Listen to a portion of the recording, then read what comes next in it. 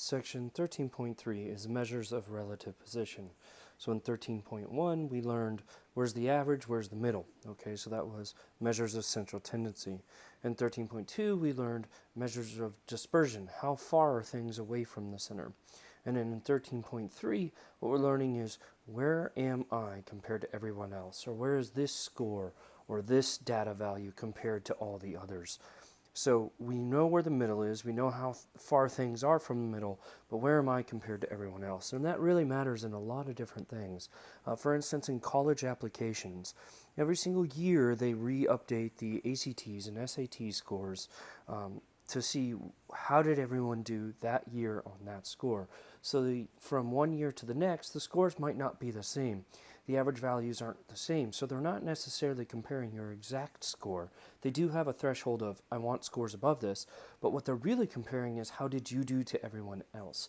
So they want to choose the best of the best, okay? This happens in many different things. If you're curving grades, when you curve grades, what they're talking about is adjusting the grading scale so that it fits a standard curve. They're looking at measures of position when they're doing these curvings of grades. So measures of relative position is very important. First one we're going to learn is z-scores, which is how to determine your own or a data value's position. Percentiles, which is exactly as it sounds. What percentage do you lie in? Quartiles, which again is exactly where it sounds. It's broken into quarters. And then a nice visual representation followed up with box and whisker plots, which is a nice visual way of representing the data. So let's get into this. The first thing is a z-score. It says, consider an internet site that offers movie downloads. We've already seen this data in 13.0. Okay? It says, based on data kept by the site, an estimate of the mean time to download a certain movie is 12 minutes, with a standard deviation of 4 minutes. When you download this movie, the download takes 20 minutes. So it's supposed to take 12, a standard deviation of 4. So that means the majority of people are between, well, you subtract 4 and add 4 from the mean, so that would be the majority of people are between 8 to 16 minutes is what you would expect. But it took you 20 minutes. So what you think is an unusually long time for the download. On the other hand, when your friend downloads a movie, the download takes only 6 minutes. And your friend is pleasantly surprised on how quick she receives the movie. In each case, a data value far from the mean is unexpected. So if you notice, both of those are far from the mean of 12 minutes. They're both 8 away. One was 8 above and one was 8 below. So it says, the graph below shows the download times for the movie using two different measures. The number of minutes download time is from the mean, and the number of standard deviations the download time is from the mean. So if you look, the mean was 12, and the standard deviation was 4 minutes. So again, what I said is you take that standard deviation the mean, and you're going to add and subtract the standard deviation. So that's where we're getting from 12, we would get the tick marks of 8. Let's label an 8 in here, and we would get a tick mark of 16. So I told you the majority of people should be between that 8 to 16 minute time frame. Well, if you look at these ones, these people, the first one was at 20 minutes, which is farther to the right, and the next one was at 6 minutes, which was even further to the left. And the majority of people shouldn't be out of that 8 to 16 minute range. So these are some extreme values that we're looking at here. But notice, the 20 is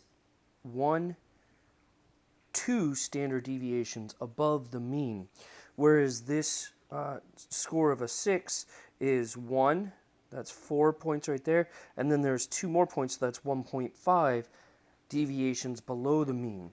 So one way of talking about it would be talking about the actual numbers. It took 20 minutes, it took 6 minutes. Another way of talking about data to be able to compare it is standard deviations. So when you measure it in standard deviations, this is what it says. The number of standard deviations between the data value and the mean is known as the z-score, or the standard score. So what is a z-score? Very important. A z-score is the number of standard deviations you are from the mean. It's a distance. A z-score is the measure of standard deviations you are from the mean. So if I have a z-score of 2, that means I am 2 standard deviations above the mean. If I have a z-score of negative 1.5, that means I'm 1.5 standard deviations below the mean.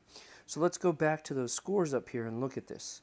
Since 20 minus 12 is 8, let me write this in pen. 20 minus 12 is 8. We're going to divide that by the standard deviation, which is 4. So 8 divided by 4 is 2. So I am 2 standard deviations away. That means the z-score for a data value of 20 would be 2, meaning 2 standard deviations above the mean. The z-score for a data value of 6. Well, let's do the data value minus the mean, which is 6 minus 12, divided by the standard deviation, which is 4. 6 minus 12 is negative 6 divided by 4. That's the negative 1.5. So the z-score for a data value of 6 would be negative 1.5, meaning I'm 1.5 standard deviations below the mean. So instead of comparing actual numbers, because maybe you go to the next movie and the next movie had a different mean and a different standard deviation, it'd be hard to say 20 minutes for downloading one movie shouldn't necessarily be 20 minutes when you download the next movie. Maybe the next movie's longer, maybe the next movie's shorter. But what I could say is my z-score for the first movie was a 2 and my z-score for the second movie was a 2. Now I know I'm getting similar lag time between downloading those movies. Likewise, if my z-score was negative, I know that I'm getting it downloaded faster. But having a z-score allows you to compare how long did it take for this movie and how long did it take for this movie, which would have total different means, total different standard deviations, but it's comparing me to the rest of the data. So z-scores are used when you're not comparing two things of the same necessarily means and standard deviations. So let's look at this. It says the z-score for a given data value x is the number of standard deviations that x is above or below the mean of the data. The following formulas show how to calculate a z-score for a data value x in a population and a sample. So how do you calculate the z-score for a given score? So that's your score number right there. So the z-score for the given score, whatever it is, you're always going to do the data minus the mean. Yes, the order absolutely matters.